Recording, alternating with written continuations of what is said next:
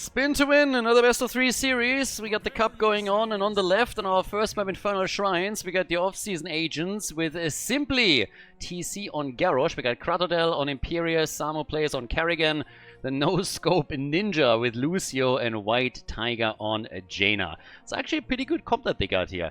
Whereas over on the right side, Always Late has Velkorn on Diva. We got Smithwag on White Main, Guano on Zarya, Acropolis on Falstad, and then Thug on Varian. So a little bit of a difference in quality of compositions that we're getting here. Now, again, the Spin to Win Cup is basically a tournament where RNG is a huge factor because the teams get their lineups by going to a website where for every single role within the team, they're spinning a wheel, hence the name that we gave the tournament. And yeah, they will get still good composition to the front line, a back line, and also a healer, but within those roles, there's a huge amount of RNG, which already led to a lot of Murkies, Asmodans, Probius, and so on and so forth. So this is still fairly tame what we're getting here currently, but we get Eva at least on the side of the red team. And from all of the matches that we've seen so far, I gotta say the blue team's composition is pretty strong. I mean, you got a lot of CC at that front line. Diva's already experiencing that firsthand and gets immediately taken out. We have Jaina also for some solid burst damage, so I have to admit that they kind of hit the jackpot in my opinion. Best of 3 series, of course. Here we're still in the group stage. All of this is going to funnel into a big tournament finale, but let's see if Always Late can overcome that detriment that they have in terms of team compositions. Now, they still got to play around this a little bit. Obviously, as I said before, RNG plays a factor when it comes to the outcome of these games, but we've seen some really nice adaptations that teams made depending on the composition that they ended up with. But at least for now, it is the show of the blue team, as it seems. I mean, Kerrigan with the Uber combo and the follow-up from Imperius. Beautiful. It didn't lead to a kill. Actually, it did. Kerrigan died. But it didn't lead to a kill for the blue team. So the tower with the final shot in Kerrigan goes down. They went a bit too deep, but I can't really blame them. She connected that perfectly, and with a bit more damage, the blue team would have walked away with another kill. But the early game for them, still quite solid. They're currently the ones just laying the trap, setting the agenda, making all the big moves. But with the help of Zarya, at least, they're trying to push here through the top. Imperius is now slowly making his way topside to deal with that. Whereas down at the bottom of the map, Lucio is slowly starting to move in against Acropolis. There is the global factor, of course, that you now have on Infernal Shrines.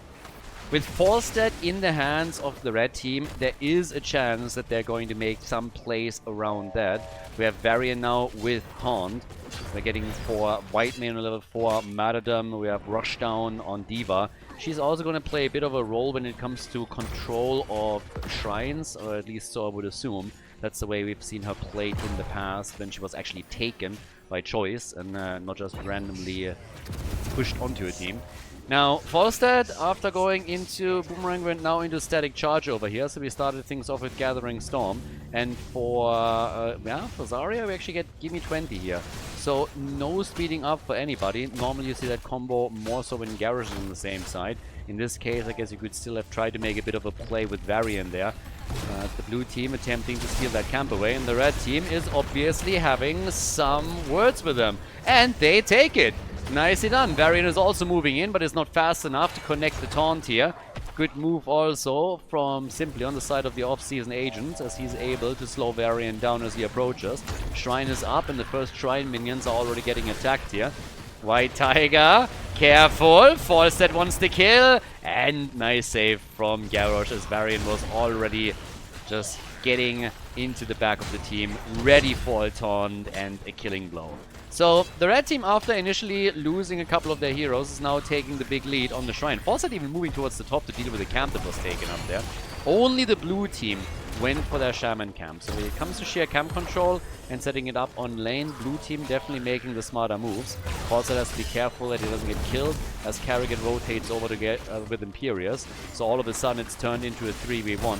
But that immediately leads, of course, to the Punisher about to be taken at the bottom of the map. They gave it up, clearly. They just said, okay, we're going to do damage at the top. We're trying to take Falstad out. If they succeed with that, even better. But now the red team can wait for the level 7, can move in, grab the Punisher, and try and push with the Mortar Punisher at the bottom of the map.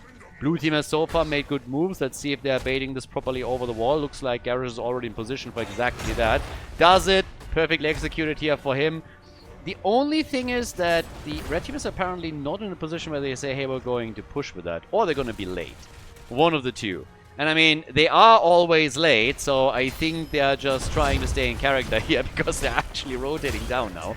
But the Punisher is already gone, and all that they were able to take apart is the gate and maybe one of the towers. That's basically it. So not a whole lot of gains that they got with the first Punisher in the game here. Couldn't really do a whole lot. Kerrigan already moving in through the middle. And Lucio also helping out. I actually kind of like how the off-season agents are currently playing this one out. So far they've made some really nice moves. Now they're going for Variant. We still should have some CC available here. And Lucio is just always on their case every single time. Pushing targets back in. I'm talking about targets. They're not all focusing on Varian here. They're swapping between Varian, Falstad, and now Zarya. And Zarya, at least, is eliminated. So she dies. That's the third kill for the blue team as they're moving over to the next camp immediately. And they have by now established a pretty decent lead in experience. Roughly a level ahead at this point, which is also soon going to end up with them grabbing heroic abilities. And they should have a pretty solid window here. They can either start taking some camps, pushing for some structures, attempt to force a fight, we'll see. Falstad for now gets attacked. Still had the barrel roll available and was able to get out. But now the heroics are kicking in, and the question is, of course, what are the agents able to do with it? We have Kerrigan with the Ultralisk. Imperius could now also go for another connect and delivery. He's currently sitting topside. The rest of the blue team has started to move onto the camp down at the bottom of the map. So it doesn't seem like they're going to make any massive moves around anything here, but instead what we're going to get from them is just taking some camps, playing it safe, and maybe destroy the wall at the bottom. Lucio is also trying to control the space a little bit for them, making sure that they're not easily getting flanked here. And that is a pretty solid push still. The red team is safely wrapping around on the right side, not moving straight down to the bot lane, so they're making sure that they're not getting intercepted. They don't have heroics yet, so they need to play this out a bit cautiously. And that's exactly what they're doing. But they're locking in their level 10 any moment now. The gate is gone. But here comes level 10. With that, we're getting Gust, of course, for Falstad. And we have the Scarlet Aegis for Whitemane as D.Va went into the Bunny Hop. Alright, let's see her hop around a little bit here. And Zarya with the Expulsion Zone trying to create some space for them. Kerrigan is by now up at the top. And this right here is, of course, a deadly duo. Having Imperius and then also Kerrigan there can be terrifying. It's a very nice C chain that you can unleash on any opponent that gets in your way. And that can be devastating. So the blue team ready for some action, but the red team is catching up in experience, getting ready for the next objective as well. They already won the first one. We have still a camp aimed at by the blue team. The off-season agents are trying to go for the shaman camp. And with D.Va making similar moves over on the top right side, it seems that at least this time, Always Late is going for the same play here. They're still at one level advantage for the boys in blue, but then again, they're unlikely to get level 13 here. Falstad is at the bottom of the map, can push another wave or two out. The fort down there has taken a bit of damage, but the birdie can give them some additional experience and then still fly into the fight. The danger is, of course, that the off-season agents are going to get their level 13 during the battle, and I think it's quite realistic that that's actually going to happen. Falstad now flying in. Kerrigan isn't here yet. The Gust looking for the angle and trying to force the fight. They're moving straight in for Garrosh. Indomitable already being used. They're turning on Varian though. Varian tried to go in for the kill but couldn't. The Ultralisk misses but still joins the fun. And now Varian goes down. The first target. Whitemane gets eliminated as well after the ult of Imperius hits her hard. That's a double kill for the off-season agents. And it's looking fairly good for the second objective. 5 kills to 1 in total, 13, 14 stacks for them already, and with the wall eliminated, they're pushing directly for the fort, trying to take that out. Falstad gets chased and gets killed. They're really racking up the numbers right now. Kill after kill for the blue team. Guano seems to be next on the list, and he gets taken down as well. D.Va has gone for the bottom fort the entire time and has started to make their moves here. So with that said and done, let's see how much more they can do at this point. Topside already with the Punisher claimed. This is a frozen Punisher that should eliminate the fort.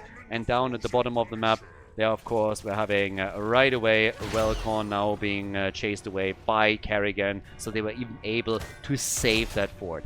Now, up at the top, they're not even going for it. They're realizing the Punisher's going to take it out by himself, so apparently they're aiming for a double, moving into the middle and trying to do that here as well. Both teams now on level 13 talents, which gave us also the Chrysalis for Kerrigan, so a bit more safety when she starts to engage here.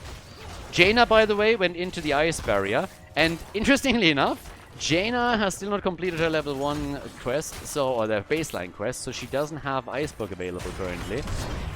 Yeah, jump is already coming in. They're starting to make a move for the backline again, and in this case it's Whitemane who gets isolated again by Garrosh. They're trying to get the kill. Ults are already out. Crocodile is the one that falls first, though. Imperius is gone, but so is Whitemane. That's a sustain eliminated. Jaina completes her quest. The fight under the fort continues as the Punisher already moved on the top lane straight for the keep and is starting to do some damage there as well. It's not only the fort that was suffering, but he's actually doing some damage here too. That's more than expected. Not only did the keep take damage, the wall got destroyed as well. The fight here still raging on a little bit. It's that one level advantage for the off-season agents that still holds true. And this fort is basically gone. So that's the next problem they're facing. Camp after camp gets cleared too. And with the bottom four taking some serious damage on both sides, it's likely that with level 16 hitting first for the blue team, they have a shot at taking at least one of the two out. So right now, things are still faring pretty well for them. Jaina with a quick rotation on the camps is moving in for that. When you just look at the sheer experience, you can already tell that in Mercenary XP alone, the blue team has taken a pretty significant lead. Is doubling what is being put onto the board by Always Late. And they are essentially ahead in every single category here. So doing extremely alright now, as long as they can, of course, work with that advantage that they're currently holding here. On the damage numbers, Jaina with 23,000 is starting to go for the top damage. Currently still a bit eclipsed by what Zarya is putting out in this game. D.Va in the middle was trying to hold the fort, couldn't quite do it. Now they're turning on Varian again. Varian might be in trouble. Whitemane with the ult, trying to save Varian as he turns it onto Garrosh, who's still alive. Kerrigan moved in. Here comes D.Va with the bunny hop. Hop, little bunny. No, Zarya goes down. Falstad gets destroyed. The double kill for the blue team. The off-season agents are trying to add a third. Varian seems to be next. D.Va's in trouble too. Both of them go down. That's 4 kills in total, and they're trying to go for the 5-man team wipe. The entire team eliminated. Easy peasy. Fort ignored at the bottom of the map. The immediate ping into the middle as they're realizing that they have a shot to go for the keep in the mid lane. Down at the bottom of the map with the pressure, the fort is already mega low, but they are hoping to destroy even more here. They had a level 16 talents going into the fight already, and they executed extremely well. Big advantage for them, which now, of course, got even bigger. Level 18, 215, 13 kills, 2-2, and now the push for the mid lane keep. And Forza and Zarya can't really do a whole lot about it. The rest of the team is slowly coming back. Whitemane also on her way here. And yeah, the keep gas not get destroyed. So they didn't take any structures out with it. Down at the bottom of the map, we still haven't seen the fort destroyed yet either. I think they could rotate down with Jaina, for example, and make that happen real quickly, and that's exactly what she's currently doing. I love how Lucio, by the way, is the entire time just moving in and trying to secure the flanks a little bit with some additional information. The 16 talents kicking in for Always Late, which of course means then, on the other hand, that they have now an even battle. And this is probably the best chance for the red team to get back into the game. I mean, it doesn't get any better than this. You have the same talent tier as your opponent. Yes, you're still behind, but given the circumstances, this is the best fight that they could realistically hope for. So they're going to throw everything at this objective right now. This is their one chance right here to maybe turn this game around and get back into it. Gust already used by Falstad. Blue team is trying to make their way into the shrine as Zarya pops her ult on the choke point. White Tiger at the front with all the damage, gets the burst here. Whitemane with the ult once again. Kerrigan with the combo, trying to get the stuns out. The explosion of D.Va, not as much damage as they were hoping for as they're moving in against Imperius, who doesn't fall, moves back. Kerrigan with another jump and finally falls here. They're looking for a counter kill, can't quite get it. The red team might have a chance here. 21 stacks for them. They are still moving out of the battle. They don't have a fort, so they don't have a fountain nearby. They have to fully retreat. And Jaina is just chasing them, slowing them down one after another. And they are starting to control the fight. The CC is looking strong. Falstad falls. Garrosh is still alive. They're really playing this one on Razor's Edge. Varian about to fall. Zarya goes down too. They're taking down D.Va. And White Mane falls. A full 5-man team wipe. The second one in this game for the off-season agents as they are going for the next keep. Keep after keep getting destroyed here by the team in blue. They lock in their level 20 talents. Looking very, very strong right now. 15 kill advantage. We talked about the RNG factor in the tournament format and how the composition might actually favor the blue team here, but they executed this perfectly. They're moving in towards the core, trying to lock in the lead in the best of 3 series here during the group stage, and it doesn't seem that anybody can deal with this. Falstad can gust, only hits Lucio, not quite what he was hoping for, gets immediately attacked, locked down, and barely makes it back up to the Nexus, but the core is down to 30% already, and all they gotta do here is just right-click the shit out of it, and they're gonna get their first win, and that's exactly what we're gonna see. Jaina goes down, Falstad is dead too, the core about to fall, and that is the lead in this game here in the group stage of the Spin to Win Cup for the off-season agents. Nicely done, GG, and well played. Before we head into game number 2, make sure that you subscribe to the channel if you haven't done it yet so you don't miss out on any future content here on Khaldor TV. The agents in the lead. We're going to Towers of Doom and the blue team this time. Oh, with Stitches. Hungry for more on level 1 for Simply TC on Stitches. We have Crotodile on Artanis. Samoplaces playing Anduin. The no-scope ninja on Tracer. I gotta laugh every single time I see that nickname. I don't know why. And we have White Tiger on Kelthuzad. And we have actually a Kelthuzad mirror match. Another interesting thing that you can see in this tournament format. So Always Late also as a Kelthuzad player. Wellcorn is playing in here. With Smidwark on Imperius. We have Thug on Varian. Guano on Oriel. And again Asmodan. It's actually kind of wild. This RNG format is favoring Asmodan quite a bit. This is... I mean, how many Asmodans have we seen? At least 6 by now, right? Something along those lines. And the last game that I casted with an Asmodan in it was actually a very nice one for me personally. It's just simply because the Asmodan player got assists from his team in the early game as they helped him take the waves out, so that was nice. Now Asmodan is falling victim to the big hitbox as Stitches connects a hook right away. But no kill. Ooh. It's gonna be fun to see the two Kelthuzad players go up against each other. Ha ha ha! Good save from Anduin, but Stitches, even with the Devour that he got through, is not able to survive. So he has 2 stacks so far. Artanis went into Protector of Aya here on level 1, so he's trying to get some additional auto attack damage in. Down to the bottom of the map, we already have teams slowly starting to take position with this. Bit of a difference, of course, also with the style that the two Kelthuzad players are currently employing, as you can already see. My eyes are a bit on Asmodan, and, well, he is getting some work done here. 50 stacks already, so Acropolis gets some help from the team.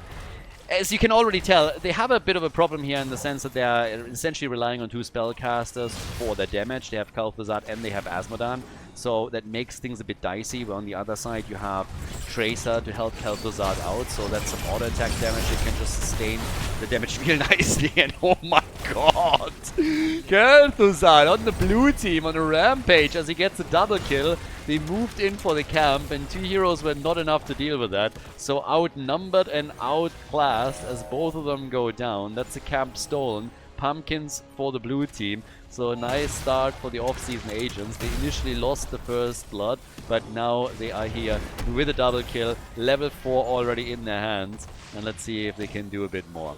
Stitches doesn't really get a whole lot of assists when he comes to Hungry for More, but is obviously aiming for the late game. Gets a bit of a movement speed advantage here as well. Oh, careful, boys. I'm getting a bit wrecked here, I gotta say. Yeah, so far we have not a whole lot of damage, of course. It's not that much has happened. We're only 2.5 minutes in. But it's already quite clear that the blue team's Kelthuzad player has some ambition. First altar phase is up. We're gonna see who gets it here. Varian is jumping in, but immediately that block again. And boy, those squishies have to be very careful. This could become devastating. Tracer's now moving in too, and is starting to slowly get some damage connected. As again, Kelthuzad against Kelthuzad. Look at this, 1 kill, 2 kill. They get the double here. They're aiming for more. And of course the stacks on the baseline are also coming together as they are locking in one connect after the next. 19 now on the blue team side. They are going to get a nice damage boost for Kelthuzad in absolute no time. So yeah, job well done. At the top, they're trying to go for the altar. They might get all three here, honestly. They already grabbed the one at the bottom middle. Now they're taking the opponent's altar away at the top right. Ooh, that is always dangerous. 40-0, that's the dream. Doesn't really happen all that often. So I'm not quite sure if we're going to see it here, but they at least get the first 3 altars. Now Varian is moving in with a quick taunt, and they hope to follow it up on White Tiger. Problem is that you're going up against Stitches with Helping Hand and against Anduin, so that's 2 that can pull heroes out quite nicely. Asmodan is sitting at 100 stacks now. But I have my eyes on the points, because if you get the first 3, you might be able to walk away with this. We'll see. Especially if we're having one Kelthuzad player that just racks up the damage so much quicker. Now, Asmodan also scaling in the late game, that's another factor that we have to consider. Khaldor is up at the top here. But the blue team should feel pretty confident, at least early on. Now, again, this is House of Doom. House of Doom is all about the late game and how you scale into the late game. You can always, with late game victories and team fights, turn the game around very quickly. So it doesn't really matter how many points you have, as long as you have your late game power spike and execute that well. I mean, easier said than done in a lot of cases, of course, but this is still the comeback map in the pool, and we are seeing this time and time again. And the red team is, of course, fairly eager to make sure that they're winning this one, or they're going down 0-2 in the series. So, time will tell you. I mean, right now, 120 stacks for Asmodan, that's not too shabby. Orbs like this, not going to do too much for him, needs really a bit more assistance here, but they're getting good damage through against the heroes, and that whip might cost Anduin his life. He gets away, and boy, makes it out. So does Stitches. They're losing parts of the wall, but that was a nice move from Always Late regardless, and they were able to destroy the wall. It's a single altar, by the way, that is popping up next here, so they can fight around that. Stitches with 12 stacks now, needs another 8 globes to get an additional movement speed bonus. And here comes Asmodan with a hit. Also, Kelthuzad again with a couple of additional connections. They're going for the camp, but they're taking it. Varian is all the way out at the front. And Trash Tannis dies as usual. They're aiming for Varian though, and Tracer nearly got the kill here. Wasn't quite able to grab it. Good helping hand again from Stitches to get Kelthuzad out of the fight. Imperious went in but couldn't connect the stun. And this isn't over yet. Even with Asmodan throwing another globe out, nobody dies yet, and Tracer is moving in for the backline. They are taking Anduin down though, and we have the quest completed on both sides for the Kelthuzad players. Bam! The no-scope ninja gets destroyed, and that crushes all the hopes and dreams that the agents had to walk away with a 42-0 victory here eventually, as the shots get connected. And the red team has caught up! Just as I say it, Varian gets destroyed. So yeah, all the momentum that we thought they might be able to get now is already gone. 16,000 damage for Kelthuzad and 18,000. Asmodan is now kicking into... Oh! The helping hand attempt not working out. Kelthuzad dies as the ult connected. Frost Blast on one side and the Shadow Fissure on the other. Atanis went for the laser show. And Imperius hasn't made a choice yet, so could still go for the delivery system. But now we have 5 kills to 5. Asmodan is nearly on 200 stacks. So he's getting there. Black Pool on level 10 obviously helps him with lane control. Goes for the laser here too. Runs out of mana fairly quickly though. Another nice connect. Oh, and that, yeah, well, that Scourge didn't do as well as he hoped for, but that hope was amazing. That was fantastic. Auriel is basically dead, and so is Kelthuzad. Both of them gone. A double kill for the blue team, and they're hoping for a third as they're moving for Azmodan, but thanks to Varian, they're able to get away here. They're all insanely low though, so they got to retreat, which means a much better position for the blue team now in an attempt to get themselves not only another camp, but also the better position to lock the altar in and grab that. So moves are being made, 7 kills to 5 now, and yeah, it doesn't really seem like this bottom altar at least is going to be contested. From the movements on the map, it seems it's going to be a freebie for the blue team to move in for it right away. But they don't have anybody in position as the altar appears. So maybe not quite yet. They escorted some of the pumpkins in. Tracer's moving into the middle, but Imperius is ready for an intercept. As Atanis is still sitting topside. So all of a sudden the blue team is in danger of losing those altars. Yeah, both of them might actually go to the red team. I think they misplayed this quite a bit. They could have done this very differently. Stitches now with 20 stacks. First altar is already taken. And as is, always late is starting to catch up more and more. Altanis goes in for the swap. They're still missing out on Anduin, so that's a problem. No healer. Yeah, no luck. They go on to Atanis, and Atanis falls as well. Yeah, things are starting to flip a little bit here. Azmodan is on 23,000. 28,000, nearly 30 for Kelthuzad, but he dies. That's now the second time that the blue team's Kelthuzad has gone down. The altar is still in play, but Guano is now finally going to be able to grab it. And that puts the two teams on even numbers on the core. Experience points are a little bit different though. Always Late is starting as usually pretty late into the game, but they're now doing okay here. Tracer goes in for the recall, not quite safe just yet. Gets the bomb through though, and they're moving in for Imperius. That might actually be a kill, and it is. They could still convert the bell tower over, and I think the minions alone might make that happen. Yeah, that bell tower is going to be converted over. The question is just simply how many of the heroes are going to survive. Because after Imperius went down, the rest of the team stayed maybe a bit too long. They were attempting to chase, but the blue team couldn't get that second kill. So now they have to retake that bell tower that has been claimed, and we have some additional pumpkins now grabbed again. I actually think when we're talking about pure pumpkin control, look at the mercenary control here. So much better for the off-season agents. Yeah, they're looking very, very strong when it comes to the mercenary control. We already talked about this bit in game number 1. The lane control this time, that's a bit of a different story though. Azmodan obviously is playing a huge role here too. But 21,000 experience right now for the red team. And him with all of the Orbs of Annihilation that he keeps throwing out with the Black Pool assist can control a lot here. So 8 kills to 8. Much closer game that we have right now than what we saw in game number 1. And definitely a chance for Always Late to force game number 3 in the series. Artan is on 106 stacks now. We have Azmodan going at 316 on his baseline. And he is getting more and more connected here and does good work on minions.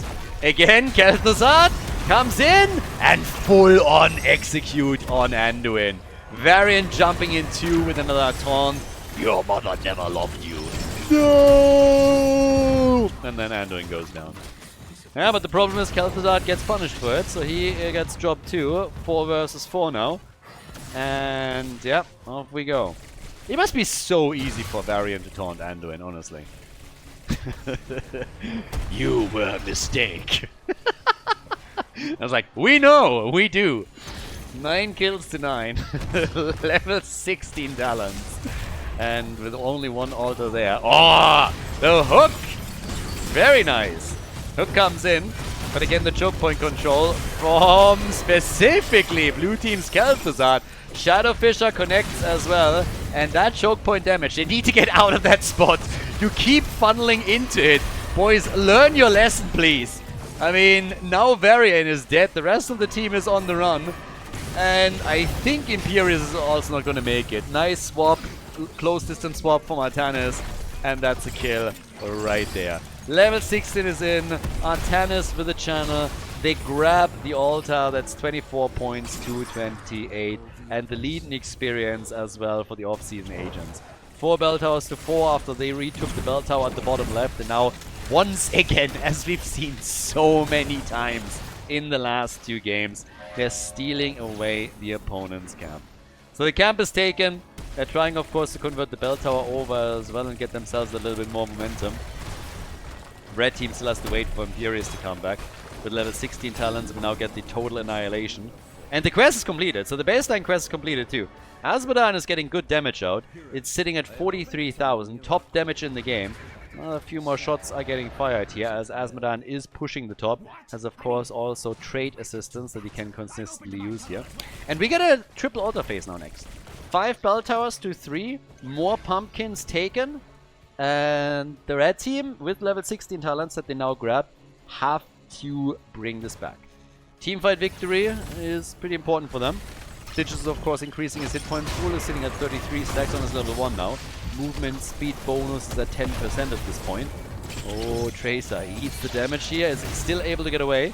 Good for her. And Imperius might have moved out a bit too far. Gets killed. There's the hook. There's the Gorge. Bye-bye Oriel. She can delay it with an Aegis, but that's all that she can do. Shouldn't, because the cooldown is just going to be wasted. So that's a double kill against them, and the timing couldn't be worse. Oh my god, no way. The hook, the kill. And Kelthuzad is dead as well. That's a triple, baby. And now it's probably going to be 15 points off the core of Always Late. I mean, they're following up with even more potential kills here as they're coming in for Azmodan. And yep, stagger deaths. The ragdoll gets absolutely kicked around here. Don't feed all of the kills in. The hook connect and no way. You gotta be joking.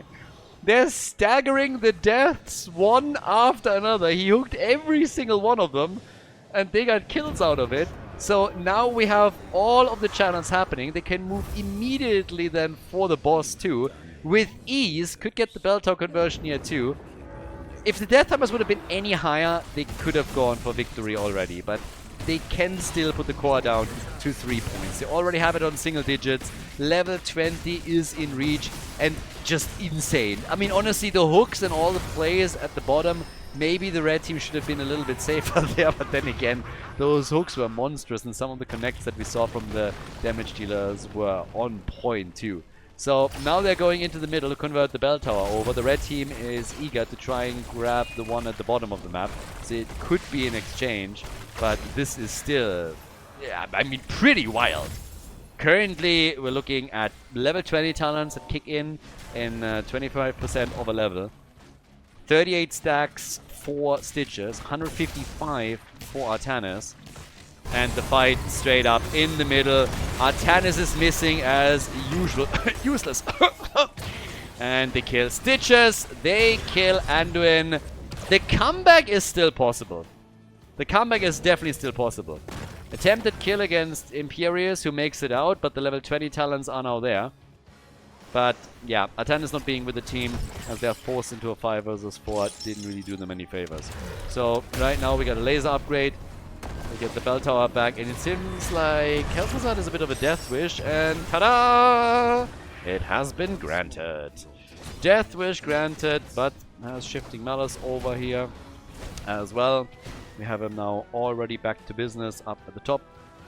And yep, off we go. On level 16, we got the power of Ice Crown. Every single time I see that talent, by the way, I read it as the power of ice cream. And I can absolutely relate. Ice cream is amazing and is only made better by the fact that it doesn't have any calories whatsoever, because it is just flavored water at the end of the day. So you don't even have to feel bad when you eat it.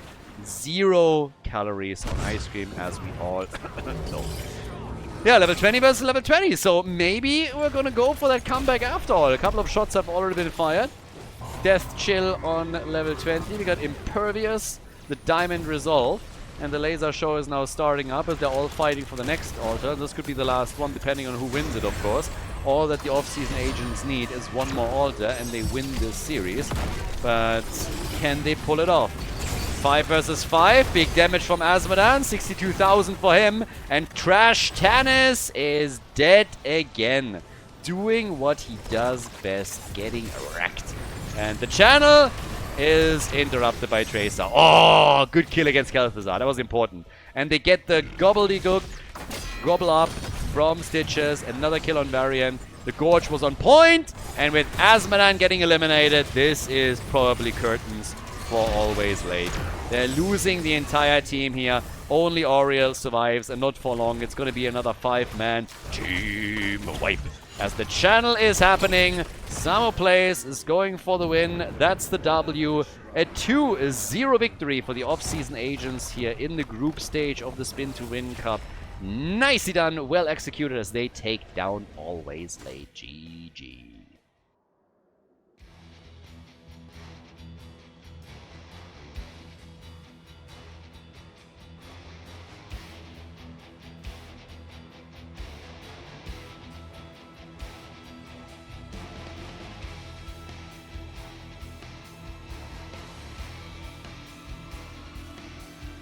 Thank you everybody for watching the video today. I hope that you enjoyed the show and the commentary.